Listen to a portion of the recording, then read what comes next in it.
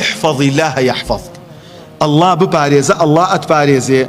يعني شي الله بباريزة الله سبحانه وتعالى بنوت ونو صفاته بو قدرته وعظمته وكبرياء بأما ناباريزري بلان بشي بباريزة بتوحيد وبإخلاص بعبادته خويك لا يكرنه بو الله بباريزة.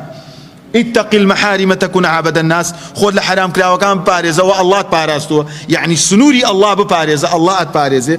احفظ الله تجده تجاهك. الله بباريزة بردوان برامبرته.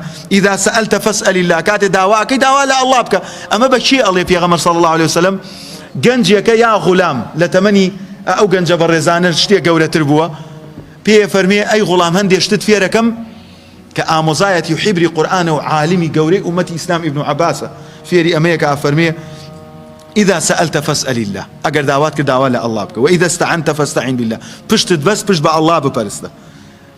واعلم أن الأمة لو اجتمعت ها سيك همو أمة كوبيتوا كل حركة أمي تطبيق كيرد بالرواد بيه ببلوك ده نسري على كزنا ترسي أما يمن لم تعي زور زعيفي خوشم كقصبوا يواكم أما محظي عقيدة ويقينة أفرمي واعلم بزانة أن الأمة لو اجتمعت على أن ينفعوك بشيء همو أمتي إسلامك وبيته كل بابا همو سرزوي كوبيته جنوكو إنسان ولو كان بعضهم لبعض ظهيرا دسخنا بشتي يكتري شتيك تسود بيبجين لم ينفعوك بشيء إلا لم ينفعوك بشيء قد كتبه الله لك ناتوان سودت بيبجين إلا أوي الله بوتك عجبا خلش يكي دين يفروشي دنيا يفروشي قيامتي خو يفروشي بو توزي بارا بو توزي دنيا بس بو أوي توزي خوشي زيادة سكي الشبيني رسواي شبيه خلشي جهاني أكا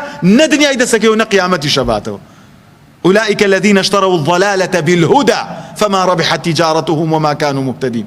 قم رأي أقورنو بريقي هداية ولو تجارتش السركوتو نابن بويا وإن اجتمعوا على أن يضروك بشيء ولا برانبريش أوهموا خلقك وبيته بجنوك إنسان كان بيعني الزرارك اللي لم يضروك بشيء قد كتبه الله عليك ناتو أن زرارك اللي بدن إلا أويك الله نسويته ولا لوح المحفوظ أو كاتيك مقادير خلق نساء وبود نساء هذا أود تشبيت أود جك ذات جير إنسان معنويات وروحي برزه بيت بزاني خوي بناسي كاتيك تو عبدي الله أم امتيازان جيبك الزور بخوشية جي أفرمي رفعت الأقلام قلم برزه أبو وجفت الصحف مركب وشكوابو شون أم قلم أنسيل سري كمركبك وشكوابو تواوي تلك وتعيب يدي اشتكى نسرا أجر منو تو عقيدة ويقين ما نبي اشتكى نسرا وتو كواتا نزل النقازانج بدسي خلق نية اليرو بو دركيتو أهلي توحيدي يا أهلي هوا وعارزو اليرو بو دركيو مسلمانك دا مزراوي